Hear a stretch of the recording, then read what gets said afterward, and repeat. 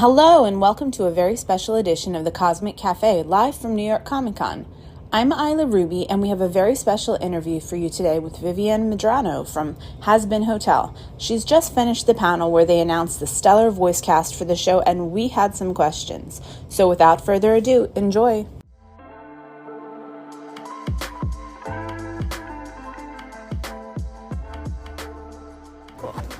So, hi, nice to talk to you. So this, you just said, is your first Comic-Con. Have you gone down to the show floor? Have you seen any cosplay from Hazbin? No, well, so I haven't gone to the show floor yet here, but I have seen cosplays like at other cons and stuff like that, and I know they go hard. So yes. I can only imagine what they are for this con. I saw Charlie; it was amazing. Oh, that's awesome. So definitely get the chance. So can you talk a little bit about the transition from like Patreon and YouTube for the pilot to A24? What did that look like? How did that all happen? So that's the dream. Yes. Oh my gosh.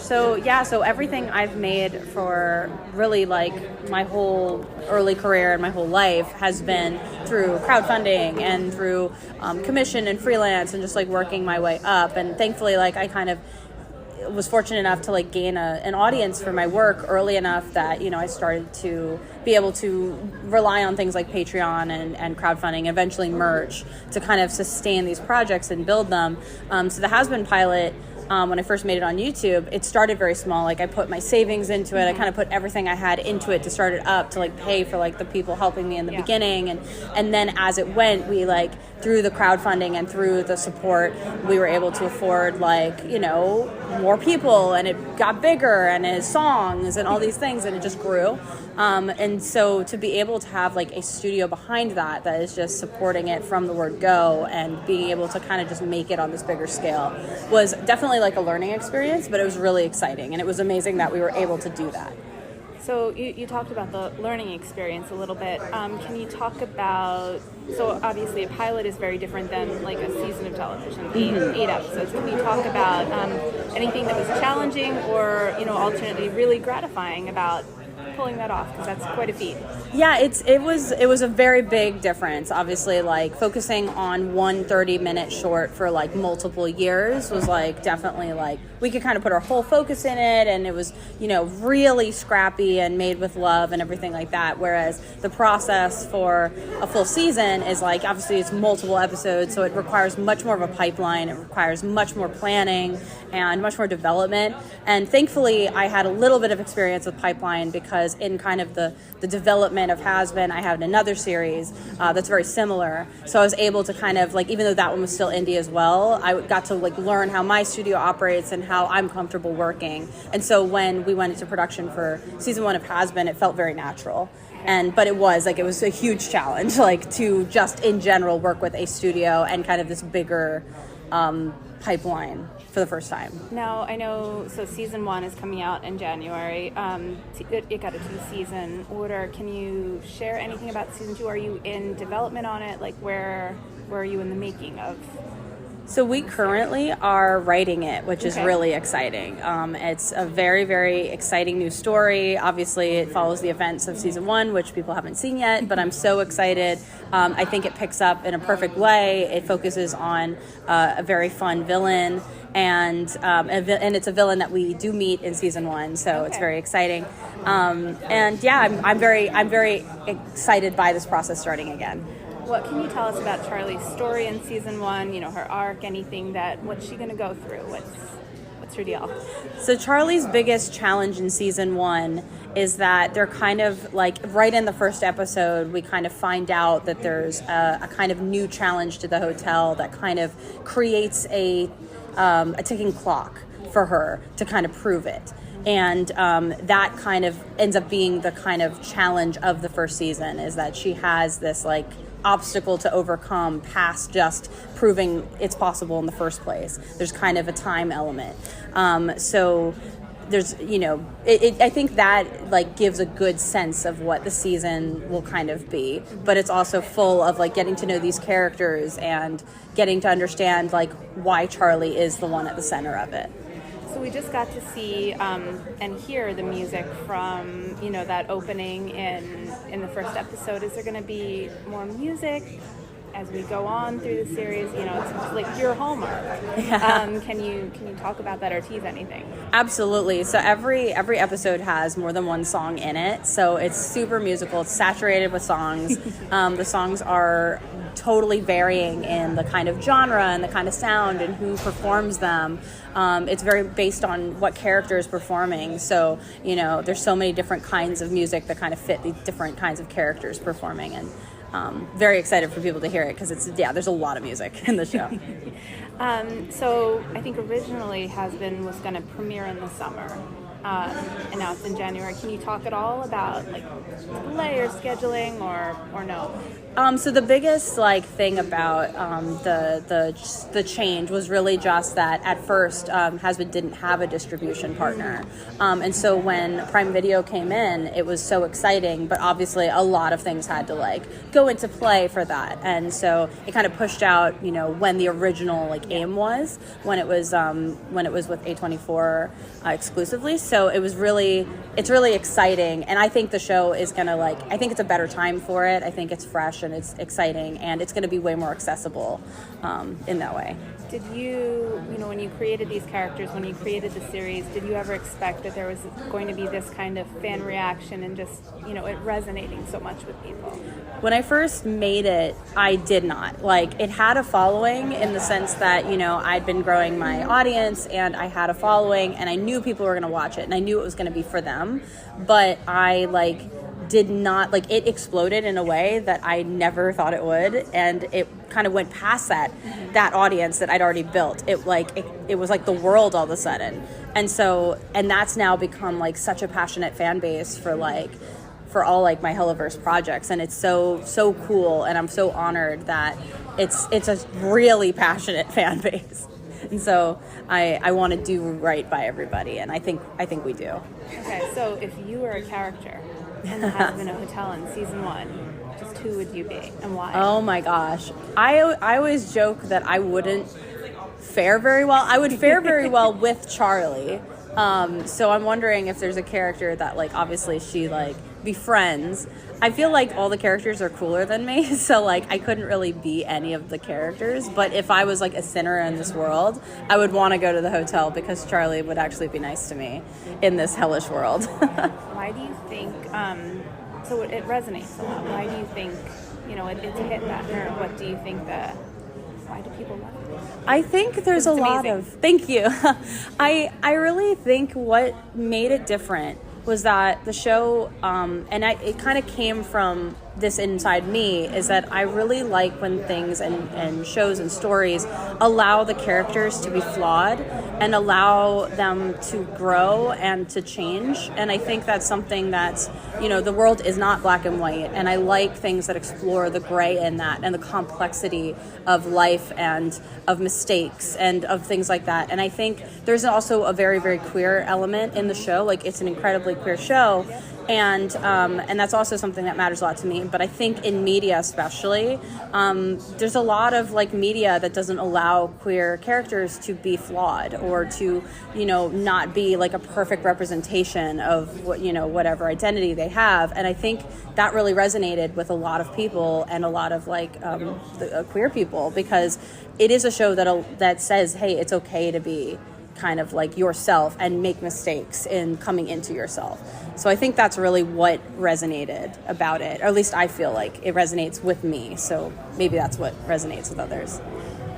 Was there anything? So you have Helluva Boss, you have Hazbin. Is there anything else floating around that maybe you're thinking about adding to this universe, not that you can share?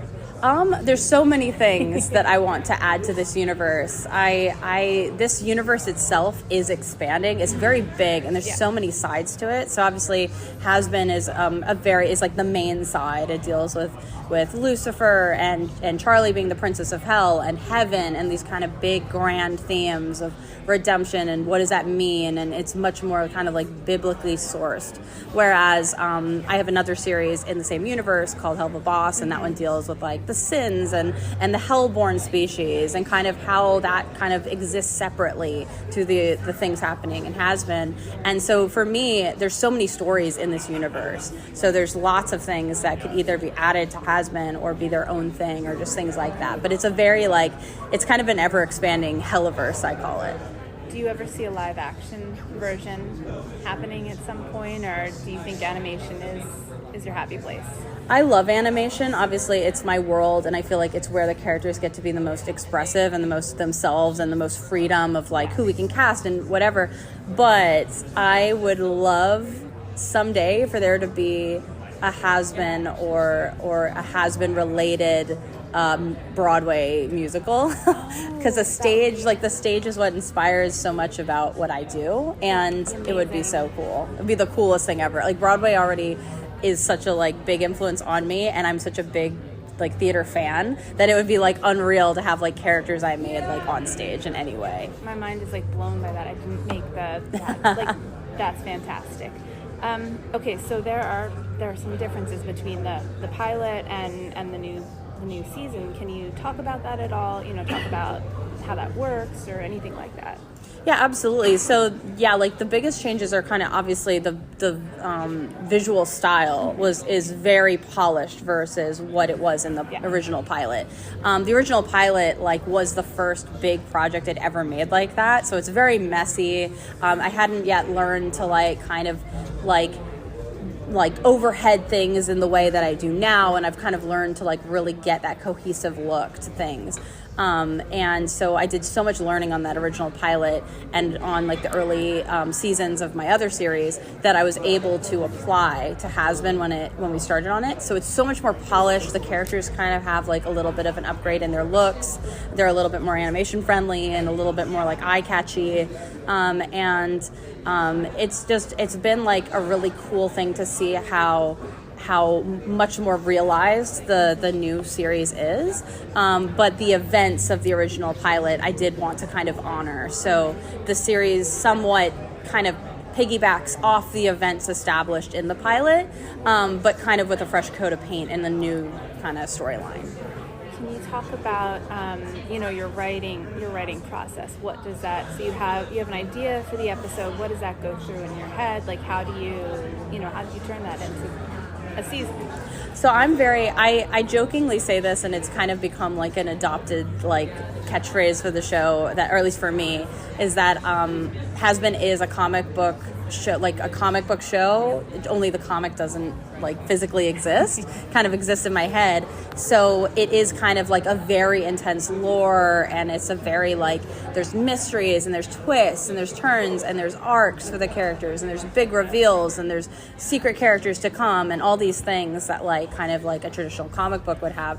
So it's the writing for it, for me, it's so much in my head, and then when we get into the writer room and when we create the map for the season, it's just kind of all this info dumping and all this this is what's going to happen, so maybe we should lay the foundation in this episode and kind of let it play out and stuff. So there's so much of things to keep track of, but it's really exciting for me. Is there anything that you feel has inspired you when you're creating this show? Any influences that have been in your head while you've been making it? My biggest influences are really with music and with the musical side of things. I obviously turn to music for inspiration, and even to get a vibe of a character, I kind of I make a playlist for what I think the character would listen to, or what songs just remind me of them, and that kind of helps to kind of get into the vibe.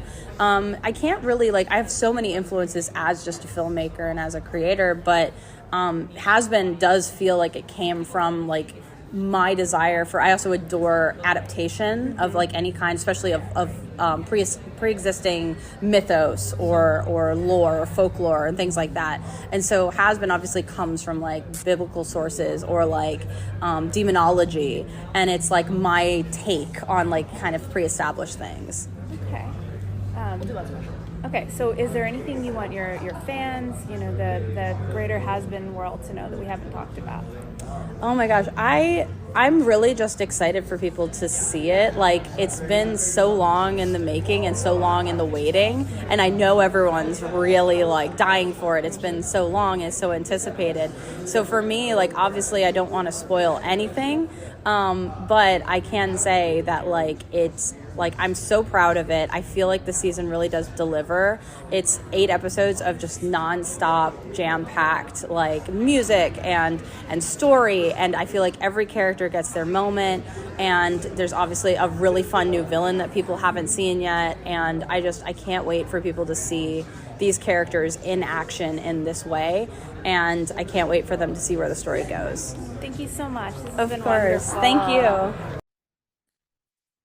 Thank you for listening. You can find the companion article for this podcast, along with all the other news for those who like superheroes, science fiction, and fantasy, films, TV shows, and other media at thecosmiccircus.com. Have a great day.